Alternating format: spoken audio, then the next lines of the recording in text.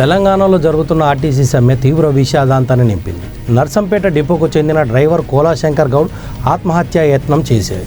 చికిత్స పొందుతూ మరణించారు. ఘటనా వివరాలు.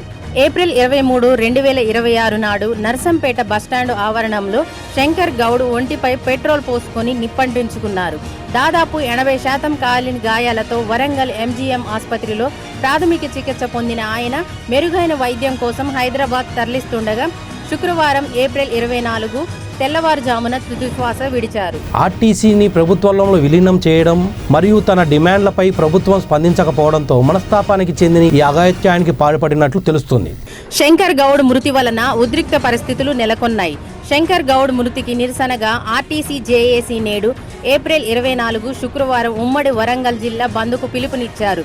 హనుమకొండలోని ఆర్టీసీ డిపోల వద్ద కార్మికులు, రాజకీయ పార్టీ శ్రేణులు భారీ ఎత్తున ధర్నాకు దిగారు.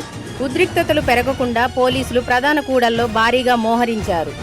దీనిపై స్పందించిన ప్రభుత్వం ముఖ్యమంత్రి రేవంత్ రెడ్డి శంకర్ గౌడ్ మృతి పట్ల తీవ్ర దిగ్భ్రాంతి వ్యక్తం చేశారు. బాధిత కుటుంబానికి ప్రభుత్వం అన్ని విధాలుగా అండగా ఉంటుందని భరోసా ఇచ్చారు. మంత్రి శ్రీధర్ బాబు స్పందిస్తూ కార్మికులు ఇలాంటి కఠిన నిర్ణయాలు తీసుకోవద్దని, సమస్యల పరిష్కారానికి ప్రభుత్వం కట్టుబడి ఉంటుందని విజ్ఞప్తి చేశారు. అదేవిధంగా శంకర్ గౌడ్ అంత్యక్రియలు నేడు నర్సంపేటలోని ఆయన స్వగ్రామం ముత్తోజీపేటలో నిర్వహించనున్నట్లు తెలుస్తుంది.